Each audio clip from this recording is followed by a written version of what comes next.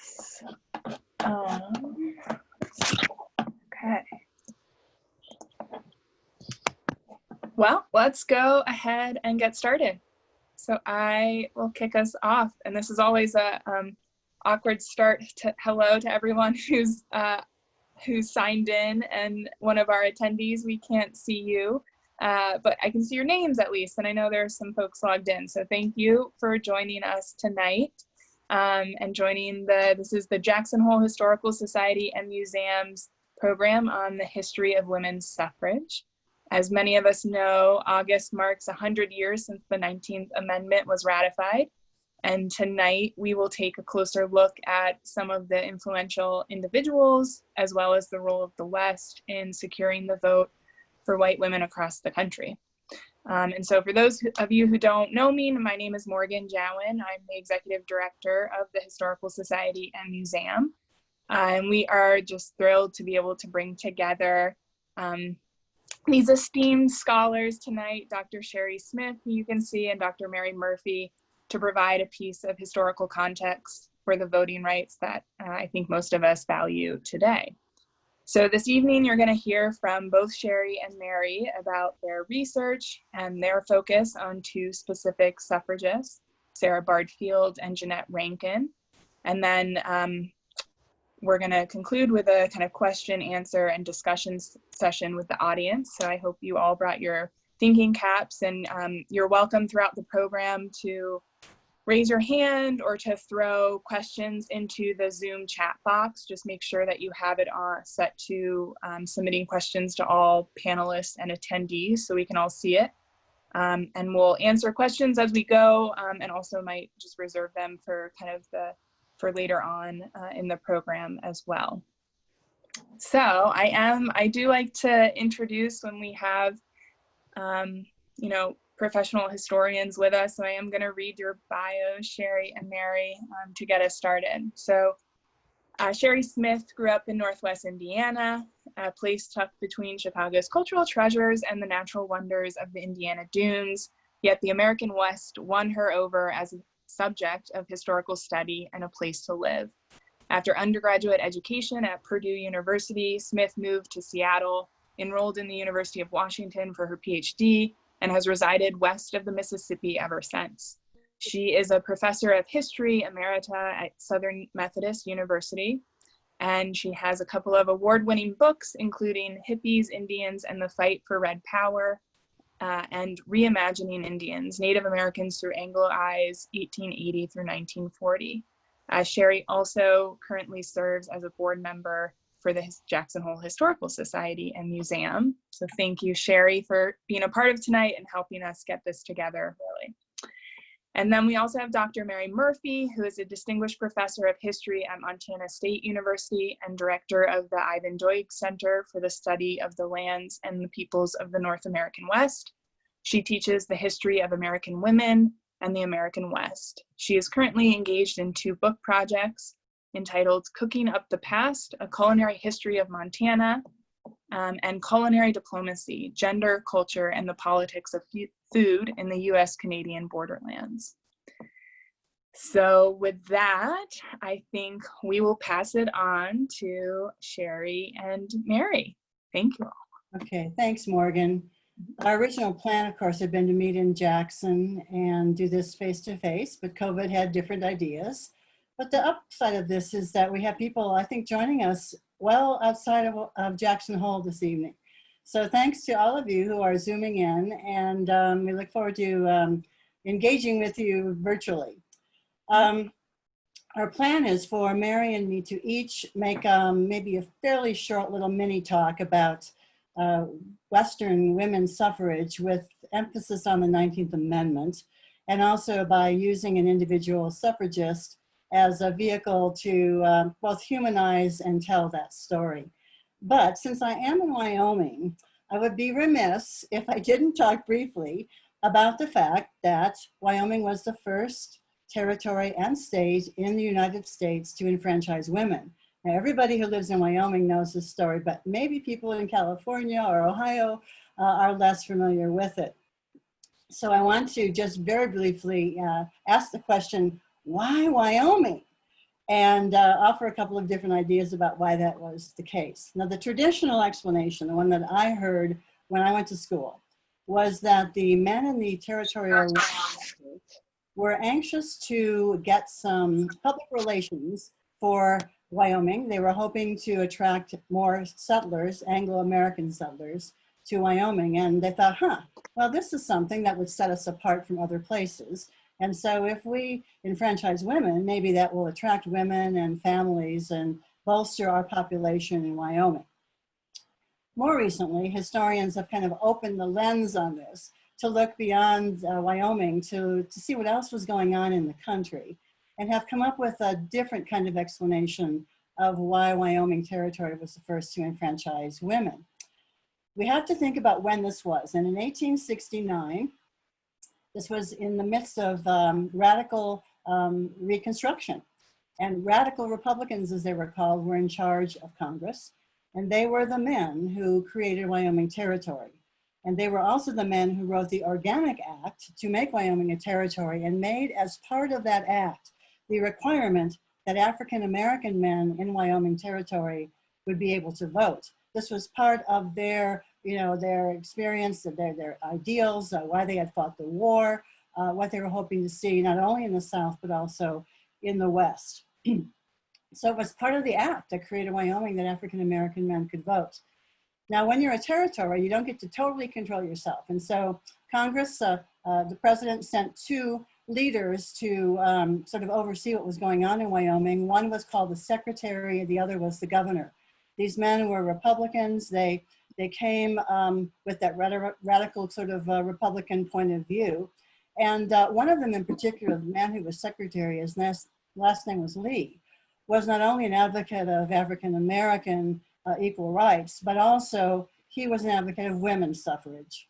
So it was these two men who saw in Wyoming an opportunity to make women's suffrage a reality. The man Lee was probably the man who actually wrote the law. So my point here, and the point of historians who have really done the work on this that I'm just drawing on, is that it was Northern, Eastern, abolitionist, former military men who brought the idea and kind of spearheaded it in Wyoming. Now, I do need to give Wyomingites a little bit of credit.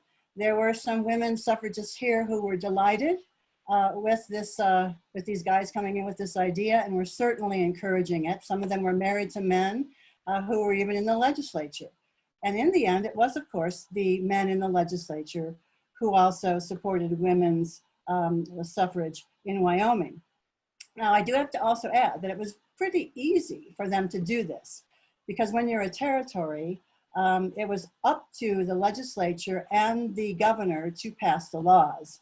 And in 1869, there were 21 men in the legislature and one governor. So 22 men could make this a law, and in fact, they did. They did not have to bring it to all the men in Wyoming to vote yes or no about this, and that was probably a good thing.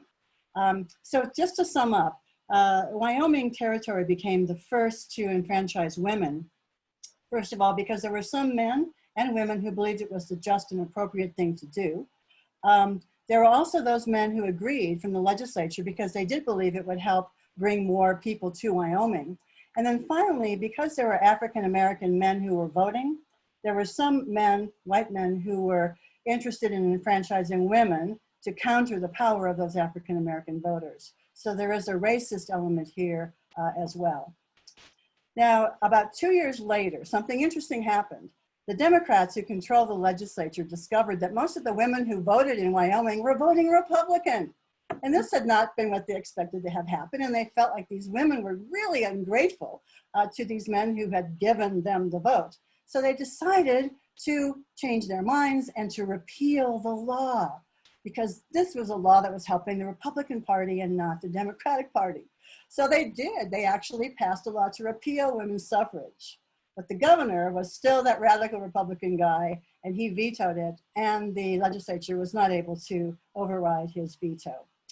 When Wyoming became a territory in 1890 as a state, it went forward with women's suffrage in the Constitution, or planned to do so, but there was some debate and division and concern that if women's suffrage was part of the Wyoming Constitution, it would be denied by Congress. And in fact, there was some pushback, particularly from Southern congressmen when it came before them. But in the end, the Wyoming Constitution with women's suffrage passed. And so it became the first state as well as the first territory to enfranchise women. Okay, but we are now celebrating tonight the centennial of the 19th Amendment. So Morgan, if we can use that lithograph that I sent to you as an illustration.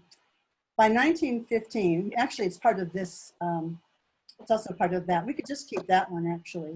I'm sorry. We don't have to. Okay. Sorry, now you're gonna see. So, I have it all. Here we go. There we go. So that was actually in a magazine called Punch. And in 1915, I love this because it beautifully illustrates how Western states by 1915 had solidly, but through painstaking and difficult processes, enfranchised women within their borders.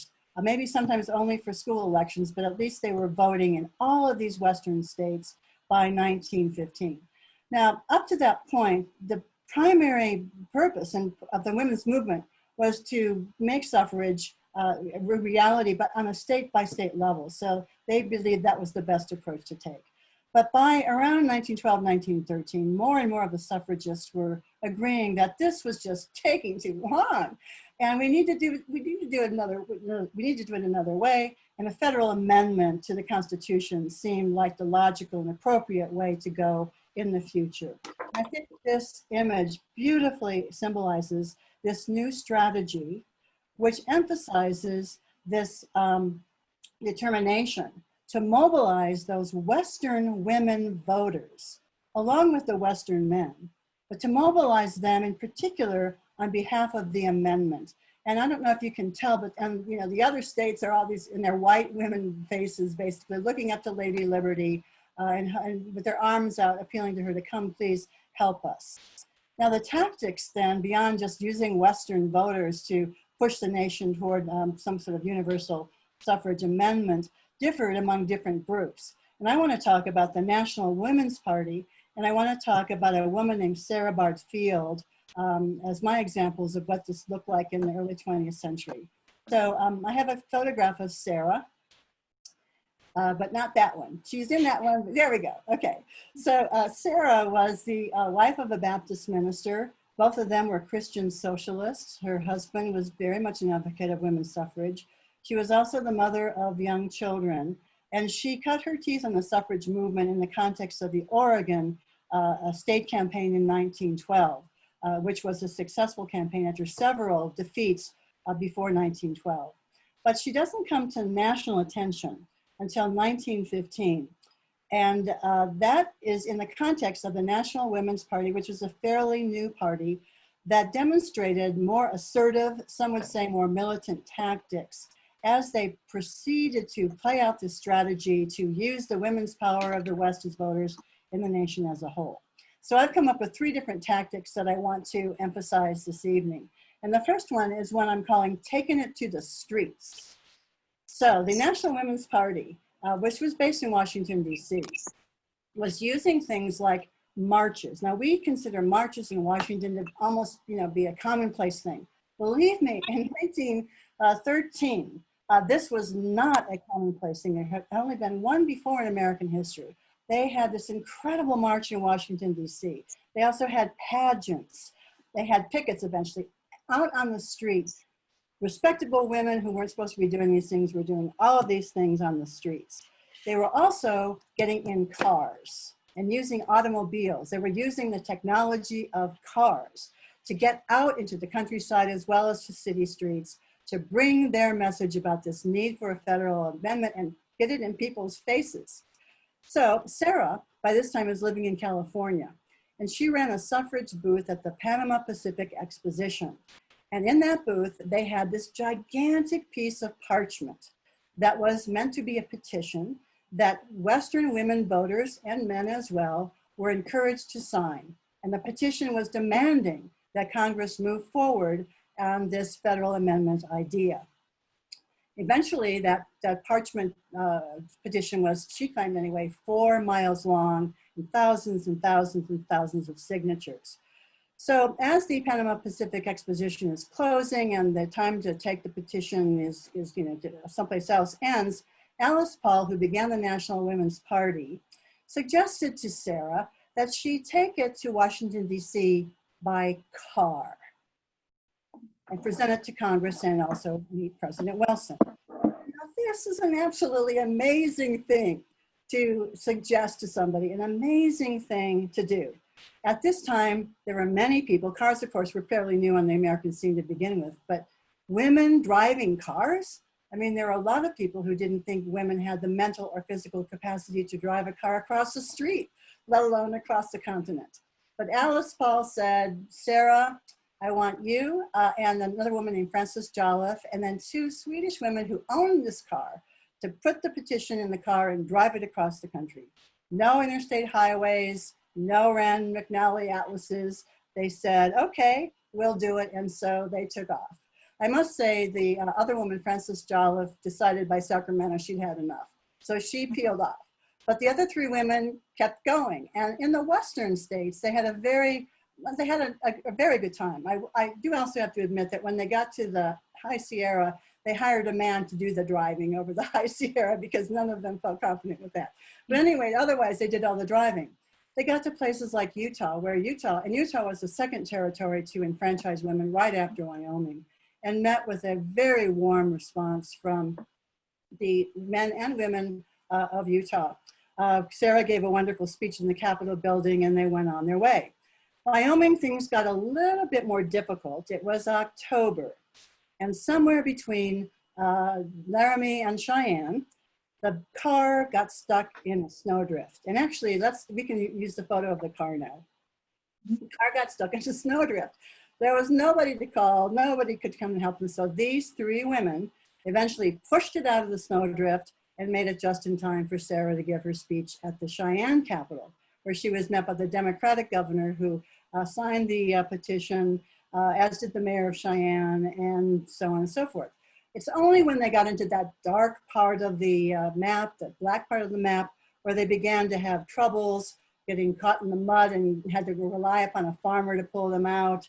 But more importantly, they met opposition to what they were all about, opposition to these women driving a car, opposition to their political purpose. But on the one thing and the one message of taking it to the streets and getting people to pay attention, that was enormously successful. All across the continent, the media gave a lot of press time and interest in Sara Bard Field in particular and the suffrage car. They finally got to Washington, D.C. in December, a huge parade there. The car was, of course, the featured item in the parade. They got to the Capitol building. Wyoming Congressman Frank Mondell welcomed them. They gave in the petition. They moved on to the White House, where President Wilson was much less friendly and welcoming. He made absolutely no promises of support. Quite the opposite, actually. He was a Southerner. He was going to stick to states' rights. He was not really going to be a champion of a federal amendment. But otherwise, the car trip was a huge success, and Sara Bard Field's star rose in the national suffrage movement. The second tactic I want to talk about is what I call playing hardball.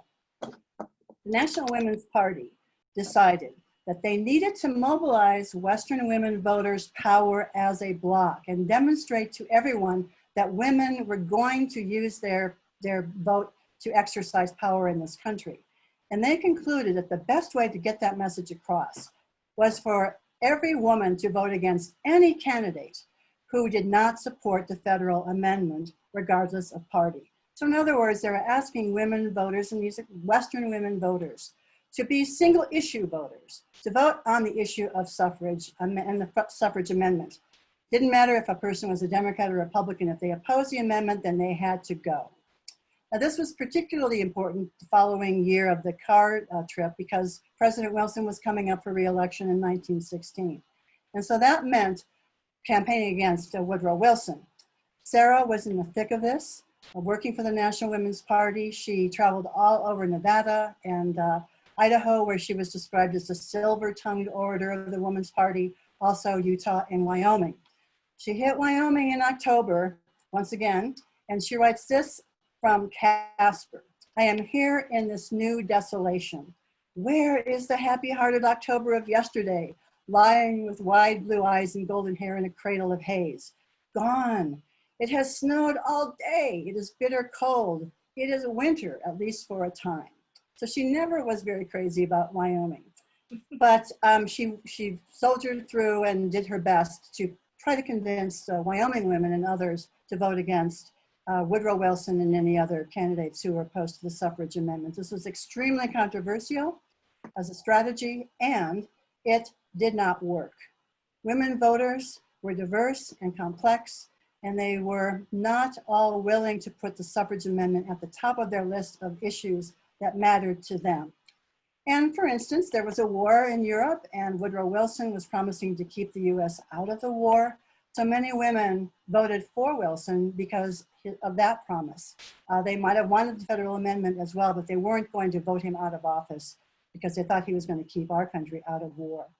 In the end, Woodrow Wilson won, although it was a close vote, but he did win. And in fact, California, which had rich numbers of women voters, was the state that put him over the top. Then the third tactic was the National Woman's Party decision in the wake of Wilson's victory to picket the White House. Another thing that strikes us is not all that shocking, but it was incredibly shocking in 1917. These women were picketing, very respectable women, of course, dressed in the hats and all that sort of stuff, but they were standing out there with their signs and their banners demanding that President Wilson support the amendment. They were getting arrested for obstruction of traffic.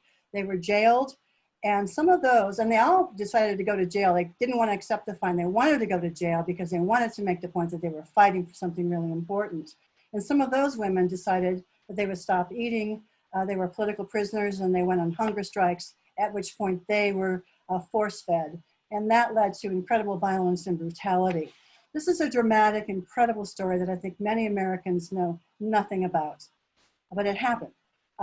Alice Paul did ask Sarah to agree to go through the picketing and the jailing situation. And Sarah said, no, I don't think so. I'm really not very healthy. I'm afraid I'll die in jail if I go to jail and they force feed me. And so Alice Paul said, well, that would be good for the movement. You know, you could be the martyr for a movement. But Sarah was not interested in going that far.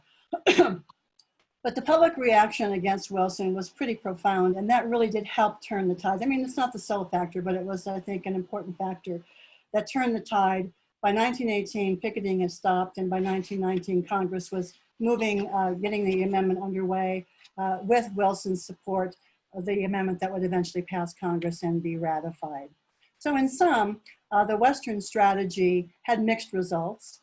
Sara Bard Field was part of two of the three, and she and all of the women and men suffrage supporters from the region, I do think, played an important role in the ultimate victory.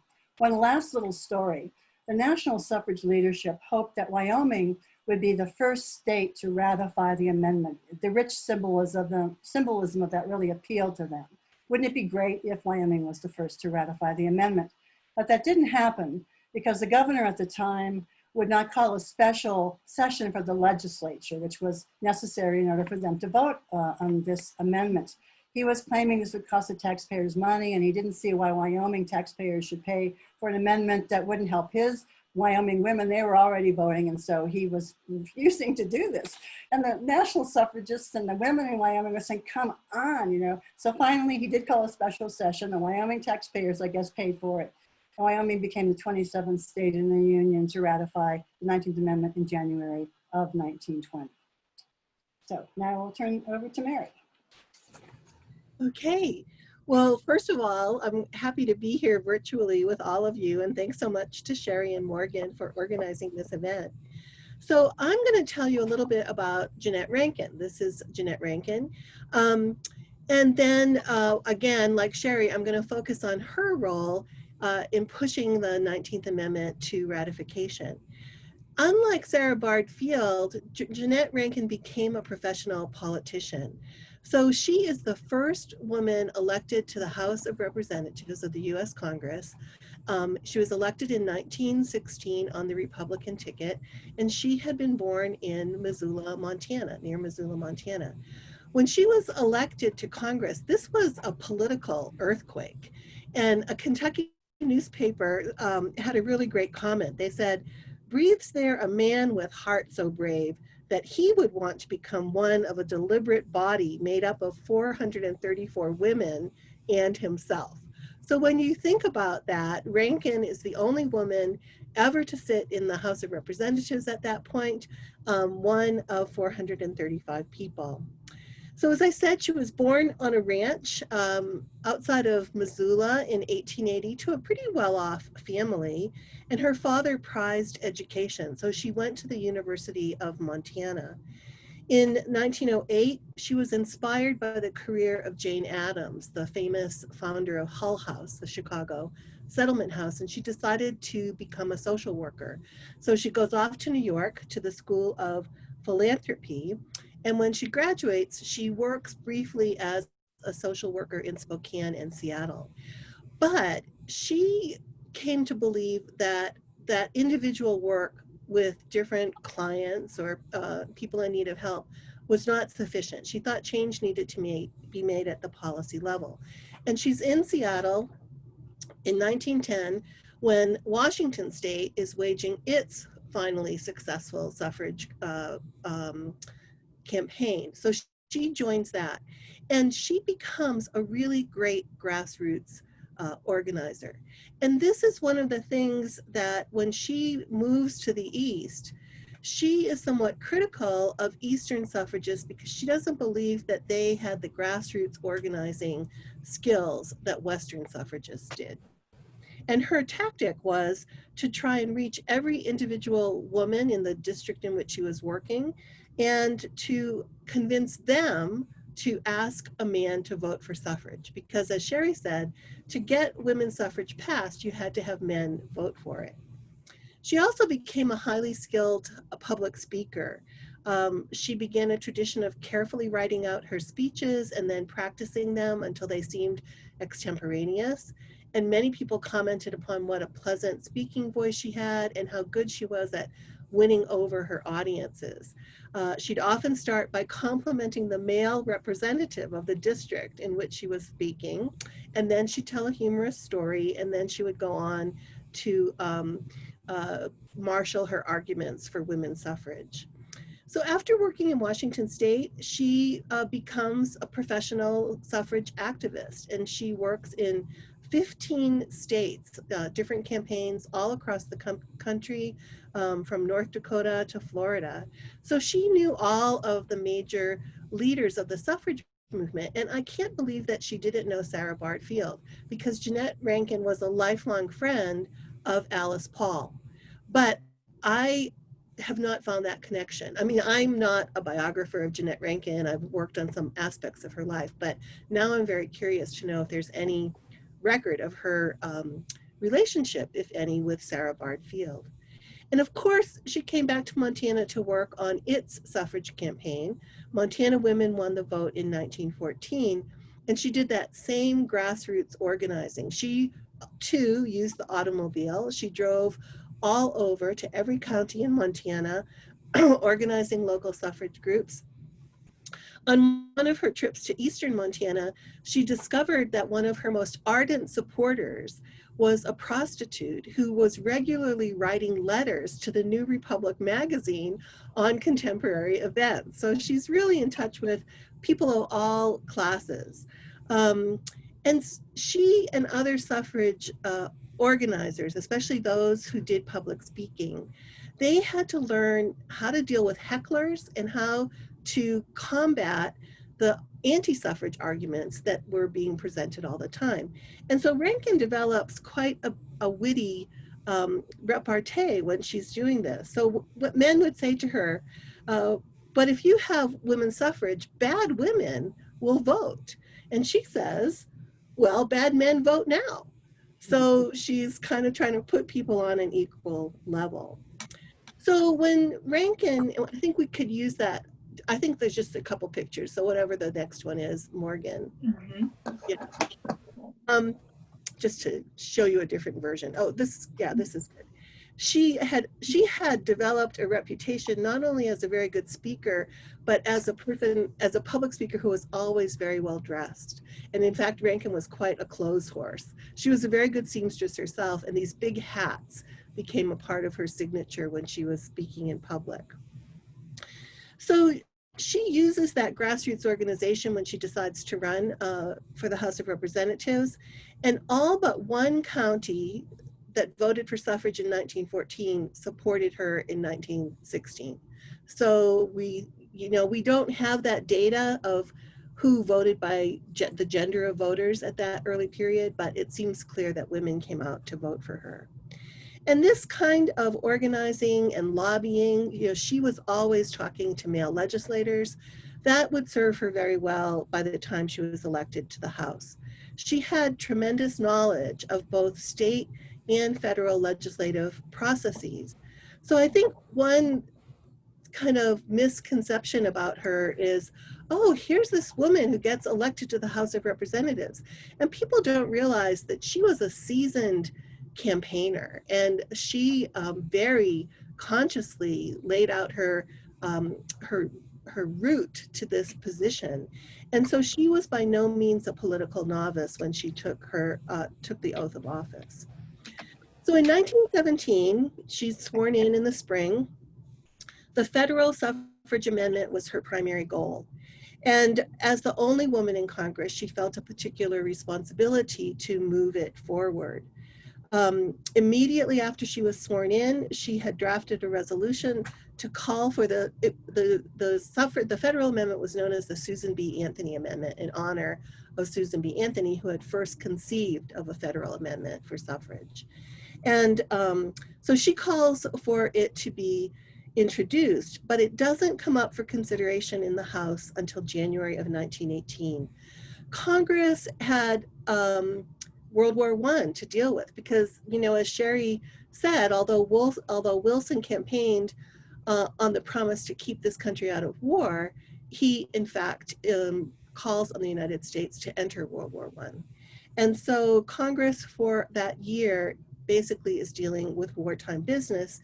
They see suffrage as a distraction, and President Wilson also saw it as a distraction. And especially after Alice Paul organized that campaign picketing the White House that Sherry described, Woodrow Wilson is furious at the suffragists. Many of you know that story, and Sherry did a great job summarizing it. Rankin, I'm sure that Alice Paul would have loved a member of the House of Congress to picket the White House, but she did not. She knew many of the women who were arrested and sent to the Occoquan workhouse. And when she first took her secretary and a sympathetic senator to visit the prisoners, she didn't know where the workhouse was. And she asked a friend of hers who had been arrested several times how to get there. And her friend said, I don't know, I've always gone in a black Mariah, which were the police cars of the time. So in the meantime, in the course of all this protest, and Morgan, do I have that photo of her speaking from the balcony? Oh, this is of her, yeah. So this is the day that Rankin takes her seat in April of 1917. That's Carrie Chapman Catt standing behind her, who had not wanted her to run for Congress. She did not think that she was intellectual enough. She thought a woman lawyer should run, not a daughter of a rancher from Montana. Later, she apologized to Rankin.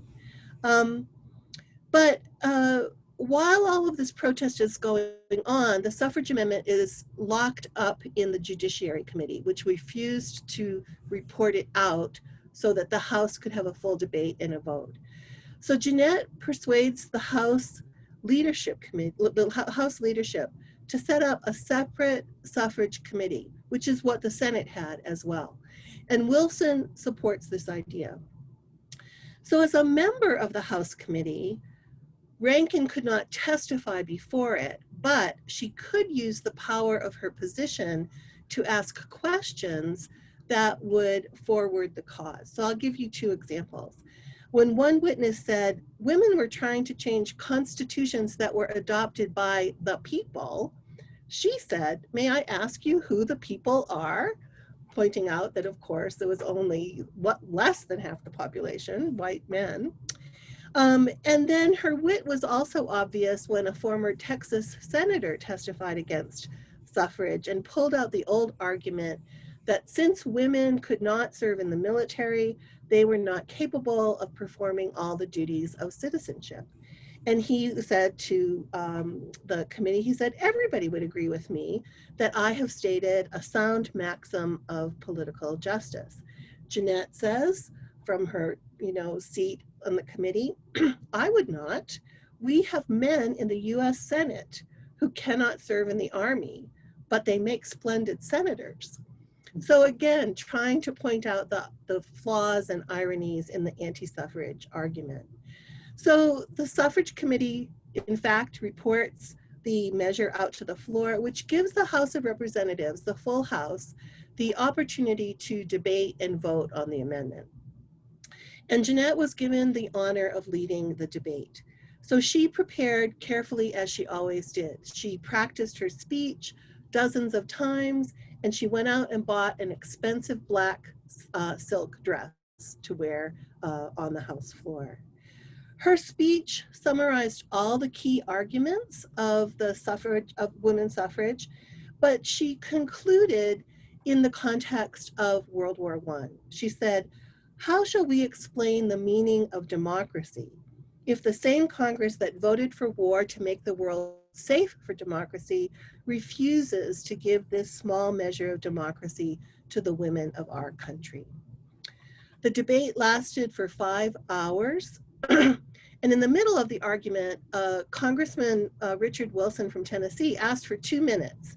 And he said, the highest, best, and strongest evidence that women's suffrage is a success has been established in this House by the enviable record made by our colleague from Montana. Now, as in many House debates, people probably had their minds made up beforehand, but luckily a majority was ready to approve the suffrage amendment by a few votes more than the 2/3 needed.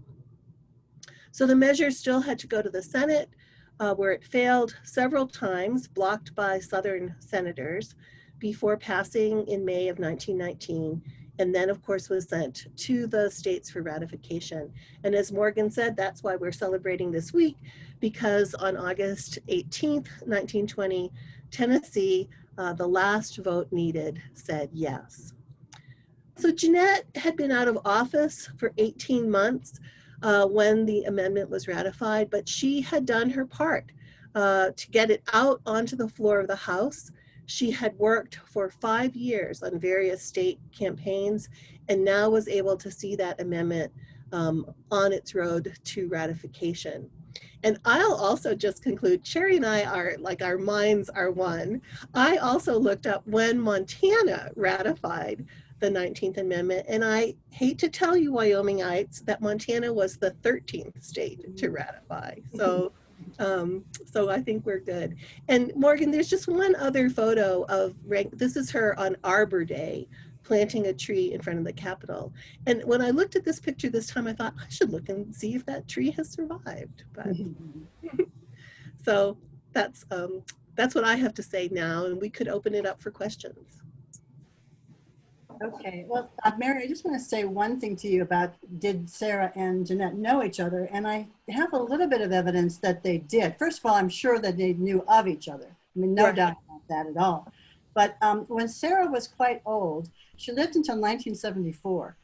By then, the second women's movement is coming out, you know, and so they're seeking out any suffragists who might still be alive, and she was. And so she was being interviewed by the Berkeley people for their wonderful about suffrage. And she also became the subject of an article in the American West magazine about the automobile trip, of course. Mm-hmm. And she received a letter from a man who read that. And I'm looking at, and I have to look down to get the details right, but his name was John Harris Kirkley. And he said he was working with Jeanette Rankin on political issues, including elimination of the Electoral College. Does this sound, okay. And that they both saw the article, and they just wanted to say hi. So so they did know each other. I do not think they were close friends or associates, so that's for sure. Right, yeah.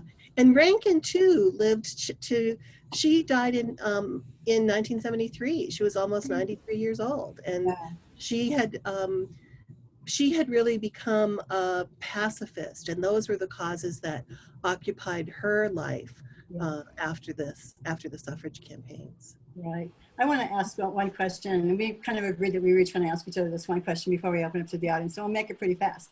But, you know, in the 70s, which is before Mary's time, one of the mantras of the women's movement was the political, no, the personal is political. But I want to ask you, in what way did the political become, how did it shape her personal life? How did the political activities that Rankin was invested in shape her as a person? Well, you know, I was thinking about that because her whole world was about politics. You know, her family, her father was a local politician. Her brother was a very ambitious, and some would say unscrupulous, power broker in Montana, and he often bankrolled her career. She would give him political advice, which he didn't follow, and he lost all of his elections. So he probably should have paid attention to her. But, you know, I think that she worked for a variety of social justice causes throughout her life. She had a wide circle of friends, many of them linked to these political movements. And that really became her life, working especially for the peace movement. She never married. She had friends all over the place. She loved to travel. And actually in the 60s, she kind of came out of obscurity because she became a very vocal anti-Vietnam War advocate, and in fact led a parade of feminists in Washington, D.C. And you know, the Montana, each state has 2 statues in the Capitol, and the 2 statues from Montana are Jeannette Rankin and Charlie Russell. And so she was thrilled when that happened. That was in the 70s, you know, because she had moved to Georgia, was living a really kind of quiet life. It was easier for her to travel. She was caught up with peace conferences in Europe. She traveled to India several times. She was very inspired by Gandhi. So I think that turning point of suffrage really sort of shaped the trajectory of the rest of her life. Okay. Wow. How about you? How about talking about how this affected Sara Bard Field? So Sara is a really interesting person to me. She was totally dedicated to suffrage. She was a feminist to the core, but she was also in love with another man than her husband, a very appealing lawyer, poet, and philosophical anarchist who she met in Portland. And she fell in love with him and he with her. And so she actually left her husband she was hoping to create a new life with this man named Charles Erskine Scott Wood. And so she becomes involved in the suffrage movement, partly because it paid her a salary while she's waiting for Wood to disengage from his life in Portland. And it took a long time for that to happen. And over the course of waiting for him to come, and this is a picture of the 2 of them, so you can see we sort of had planned to discuss this. She initially was much younger than him. She totally, and he had the money, he had the power, he had everything. But in the course of her becoming involved in the suffrage movement, she found her own voice. She discovered her deeply rooted beliefs and ideals, which embraced the free love philosophy that he shared with her, and she accepted. But over the course of time, she began to demand more from him and to say to him, I am bigger than you because I am actually living the ideals that you talk about. And so it really helped steel her for her purpose, her real purpose in life. Her longtime goal was to actually just live with this guy. But you know, the suffrage movement helped her achieve that goal, her iron-willed determination to prevail, but also to be able to articulate to him who she was, what she believed in, what she thought they believed in together. And finally, he did disengage, and they did live together for many years in California. But she's not your normal, you know, sort of suffragist, right? She didn't exactly propagate or promote free love, but she certainly lived it in her personal life.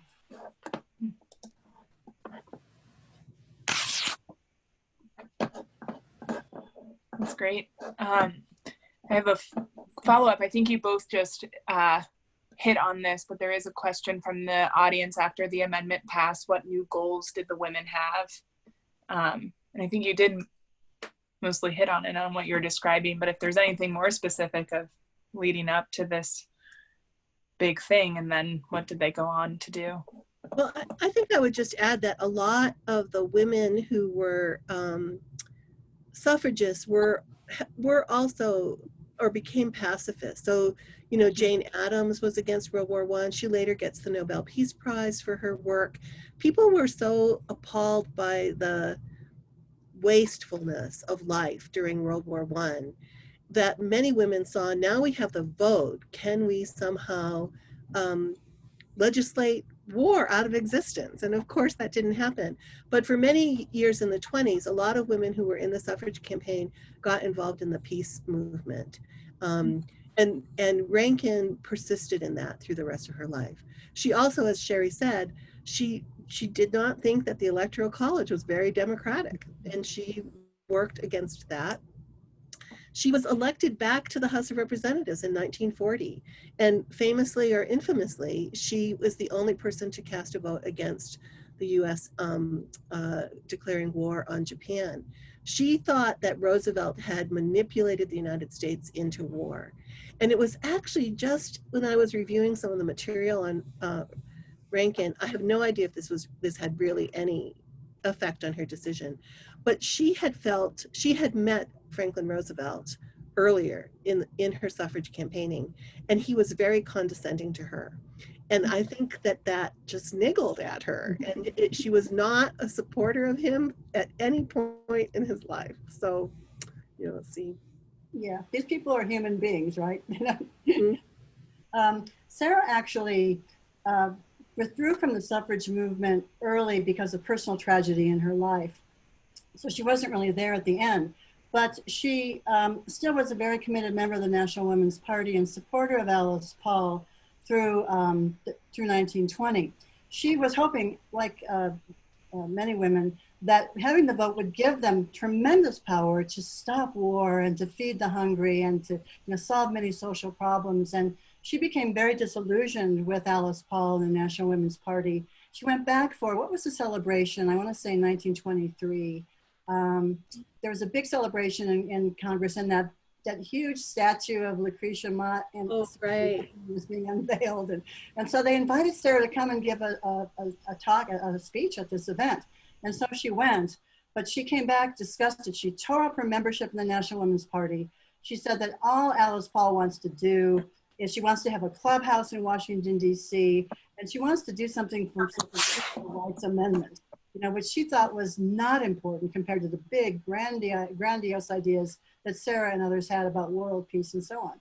So she sort of withdrew, partly because of disillusionment, partly because she and Wood both withdrew from politics by 1920 so they could write poetry and live happily ever after.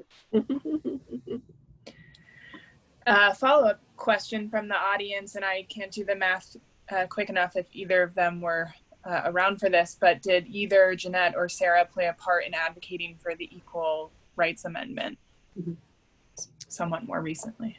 Right. Rankin was not she was not an activist for the ERA. Her brand of feminism was one that many women in the early 20th century shared, that was called maternalism, and it was really based on getting the vote in order to protect women and children and advance their position. And one of the standard arguments against the ERA was that people at the turn of the century, the progressives, had fought really hard to get an 8-hour day for women, to get them protection from working in toxic environments. And when Rankin was alive, she didn't believe that having an ERA would, she thought, and this was one of the standard arguments, in fact, by the labor movement, that all of those protections that women had would be lost if they had the Equal Rights Amendment, because then those legislative protections would be, this was their thinking, would be declared unconstitutional because they were only protecting women and they were not protecting men. And other people would argue, well, shouldn't men be also protected? You know, shouldn't they have those? But it was, you know, it was decades of work on the part of people to try to get that legislation to protect women and especially children. And many people who had been strong feminists thought the Equal Rights Amendment might endanger that. So it was very complicated. And also, I think, like Sara, she saw peace as the more important issue. Interesting. Another question, and maybe relates as well. Good job, audience members, connecting all of this. Can either or both of you comment on the relation between Mormon doctrine and the decision by the Utah Territory to give women the right to vote? Well, I am not a women's suffrage specialist, but I will just say a few words, and maybe Mary can help me out here as well. Of course, the LDS Church was basically in control of Utah Territory, and but they felt that they were living in a hostile environment in the nation as a whole. So they were interested in having as much power as they could within Utah Territory, and that having women vote would give them more votes. So I think it was partially a theological, but also a practical political decision that they made in order to enfranchise women. When actually the federal government came in, and I forget the exact year, I want to say by maybe 1879 or so, when they withdrew, they did not allow them to vote anymore. I wish I had more information about that, but they interfered actually with that by 1880. So Mary, can you help me out and ask? No, I think that's right. I mean, I think that it was seen as a way to say, well, you know, there was a huge, there were powerful cartoons and lots of literature and newspaper articles that compared slavery and polygamy. And so for Utah to sort of argue, well, you know, and to compare polygamous women to slaves. So for Utah to be able to say, we're the second territory in the country that has actually enfranchised women. We respect them. You know, we think they have a right to make these decisions. I think it was really seen as a way to kind of counter that very active anti-Mormon movement in the 19th century. I see, Morgan, there's a really interesting question about how these two women stood on the issue of Black enfranchisement. Yeah. And I'll add, women of color, I think I've learned also recently, you know, it spanned the spectrum of Latinas and Native American women and Black women who joined this movement, not necessarily, and then didn't necessarily get enfranchisement themselves. But yes, please go on, Sherry. Right, so I'll talk about Sara. In many ways, she was quite modern, quite 21st century in her sensibilities, her values, and her ideas. But when it came to race, she was actually, I call it in my book about her, rather crude. I mean, she had rather crude ideas about race. So in 1912, when she was campaigning around the state for the male voters, which included African-American men, to enfranchise women in Oregon, she went to an African-American church in Portland, and she gave a delightful speech saying, you know, my father fought in the Civil War for your freedom and for your ability to vote. So now it's time for you to help me out here. And they loved her. She thought she was terrific. But then she wrote in a personal letter to Wood about something about the order. I mean, it was just this awful racist kind of stuff that she was displaying that was in her heart. And I was, you know, I guess not surprised, but disappointed. And never did she ever really think about the fact that she was primarily worried, concerned about the enfranchisement of white women. It just was not something that came into her wheelhouse, her thoughts. I'm not excusing it. I'm not sure I can explain it. I will say it's a powerful and important part of the suffrage movement. There were women who were racist. There were women who were not racist. And unfortunately, in my case, Sara Bard Field fell in the former case. I don't know about Jeanette Rankin. Yeah, there's not much on that in the, you know, her papers were very scattered, and she didn't deliberately destroy them, but she didn't take care of them. So they are lost, and all of the biographies, you know, have had to work with partial sources. And when she was in Washington, D.C., she really, I think, at least politically, agreed with the Southern strategy, and that was the strategy of the of the American Women's Suffrage Association, that basically they had to convince white Southern men that giving women the vote in the South would not damage white supremacy. And so at one point, a Southern politician asks Rankin, well, you know, what if we give Southern women the vote, and Black women start to vote, how are we supposed to deal with that? And she said, well, can't you deal with it the same way that you deal with Southern men? And he said, I can't club my nanny over the head with a, you know, stick or something, which is how you would deal with a Southern man who was too uppity. So she, you know, along with the other suffrage leaders of the time, really, I think, and in retrospect, she made a comment about, you know, how inappropriate that those racial relations were. But at the time, especially like in the Tennessee fight for ratification, and if any of you have not read Elaine Weiss's book called The Woman's Hour about the Tennessee campaign, it is just a fantastic read. She's just a very lively writer, and she goes into all of this intricacies of how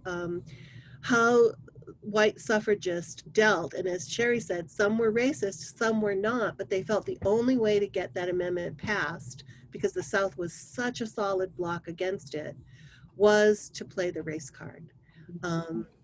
And so, you know, there's lots of famous instances when Ida B. Wells plans to march in that 1913 parade that Sherry describes. Alice Paul says, you have to march at the back.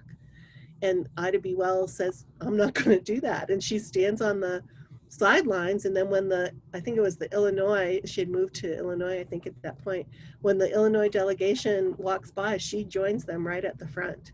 So it was really tragic. But I also think we have to kind of be careful of applying our 21st century framework to the politics of 1920 in the United States. And what should the suffrage movement have done differently that would have worked?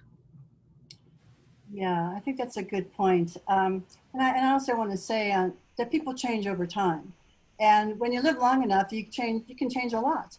And given Sara Bard Field's openness to so many things, by the time she was an old lady, she was reading the autobiography of Malcolm X. She absolutely loved it and was suggesting that other people read it too. So, you know, she grew with time. You know, as race and civil rights became a more important issue to many people, she went along and understood it. But in 1912 and 1918, she wasn't there yet. Sherry, do you have your book? You should hold up. Do you have your book? Hold up your book. Well, I don't really have the book. I have the uncorrected proof. Bohemians West, and the subtitle is Free Love, Family, and Radicals in 20th Century America. It is about Sara Bard Field. This is her in C.E.S. Wood. But suffrage is a theme that runs through it, for sure. Yeah. Thanks, Mary. Great. One last question I have for you. I know we're at the 7 o'clock and we're losing some folks, but I thought this was interesting to kind of tie it all back to the West, and you might not have an answer, but this was a question earlier on of, do either of you have a sense of how many women relocated to Western states because of this early suffrage in territories and states in the West? Or was the idea of even voting still one that was novel for many women? And I don't know how folks were maybe tracking if there's data on the motivations of women moving west, but.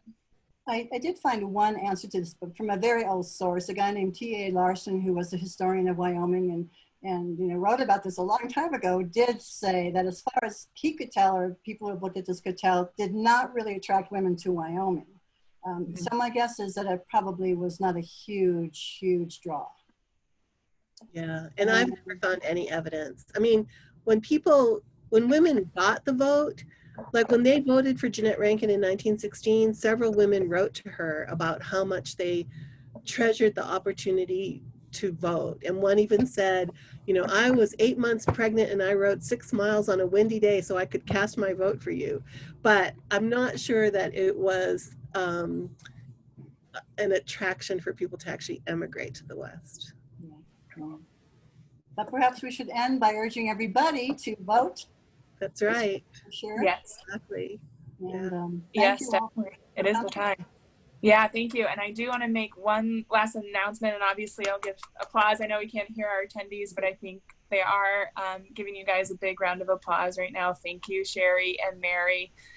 This has been fantastic. I just dropped a link in, at least to Sherry's website that has more information, I think, on your upcoming book.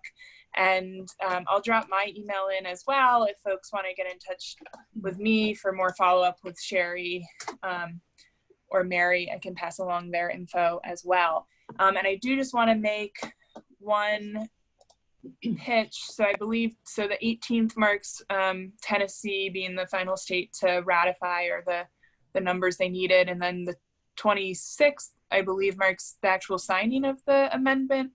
I get the dates confused, but next week, the Historical Society and Museum, along with Off Square Theater, Wyoming Women's Action Network, and Think Wyoming, or our Wyoming Humanities Council, is having a virtual Toast to Tenacity on Women's Equality Day, which is Wednesday, August 26th, from noon to 1 p.m. And we will be sharing a reading of a 1920s suffrage propaganda play, a reading of the Declaration of Sentiments, historical photographs, an actual toast to tenacity, and then discussion around the work that remains around voter enfranchisement. So please join us next week and check in again on the Historical Society and Museum's Facebook page or our website for more information on that program. But thank you guys again, and thank you all for tuning in tonight. Thanks. Thank you. Bye. Mary. Bye-bye. Thank you.